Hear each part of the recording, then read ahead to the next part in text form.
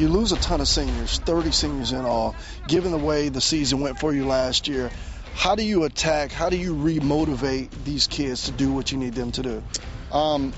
Great thing is I haven't had to motivate as much as I thought I would because the group of seniors we have coming up, they have accepted the challenge. The players tell me that they'll be playing with extra emotion this season following the death of Coach Mike Whitmer, who died this past July at the age of 43 from a brain tumor.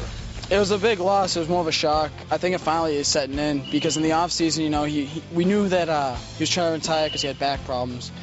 But now, coming back, we're all in the field and he's not here. It's something that hits you, but we're trying to, you keep him in heart. You got to work hard. That's what you want. You want you to push through, and keep fighting.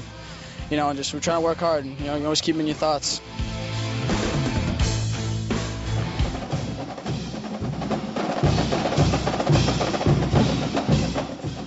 Friday Football Fever. I'm now joined by Herald-Tribune sports writer Doug Fernandes. Doug, quite the night. District openers all over the place. Let's start with your game first. Lemon Bay Booker, that 3A District 10. Your thoughts? My thoughts going in, I knew it would be a case of Booker's athleticism versus Lemon Bay's sort of patient attack. They run that wing T offense, which can be, it's a deception offense, which can take a defense a while to sort of get the hang of it. Lemon Bay was in it for the first half, but as we know, Booker can score very quickly. They scored on 3 touchdowns, totaling about 5 plays.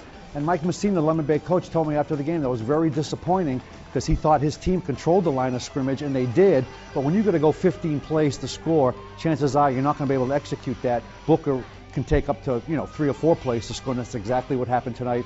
Maurice Brooks rushed for 189 yards, had a 94-yard scoring touchdown right before halftime, which pretty much sealed the deal. And for Booker, you were out there, you got to see the game from beginning to end. What's been their issue? I know you mentioned about penalties, I heard in your post-game comments. Right. Fred Gilmore, the head coach, says we got to clean up the penalties. They had 11 penalties for about 130 yards. They had 2 touchdowns called back on penalties. And I walked the sidelines with Booker, and their coaches really get on their players to clean up the penalties. This is a work in progress. Fred told me that after the game. I'd expect it to cut down as the season goes on, but right now, that's the issue for Booker right now is the penalties. Also, we want to bring you up to date, too. We're just getting a final score from Charlotte DeSoto. Charlotte wins it officially 48-7. They are now 3-0. Talk about another team that got a big win was Sarasota. I know you weren't there for that one, but that's just got to be huge for them. To lose your first few games and get that first one down there in Northport, a pretty pivotal game as well. Sean Hurley there got the party started there with a 1-yard touchdown. So huge for them. Another huge game, too, down in Venice. After that nationally televised loss, back-to-back wins, and here they open up the 5A 10 district with a win over Riverview. Trey Burton went crazy. Trey Burton accounted for all 6 touchdowns. He rushed for 2 touchdowns. He threw for 4 more.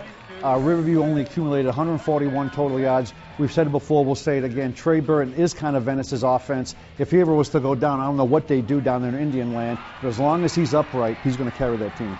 Another thing, too, another surprising team, Braden River, the Pirates.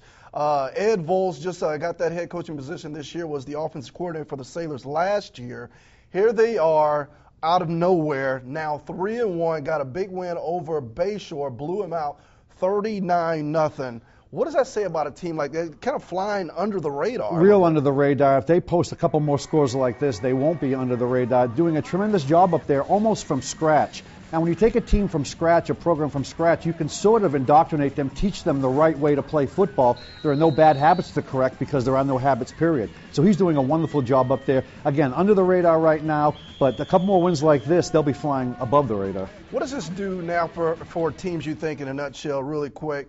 District openers, a lot of teams start on the right foot to open up the season within the season.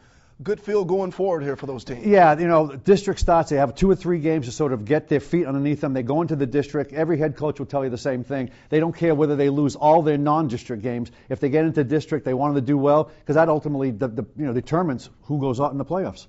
All right, there you have it. He's Doug Fernandes. I'm Antawan Smith. Thanks for watching. We will have more local news and weather coming up after the break.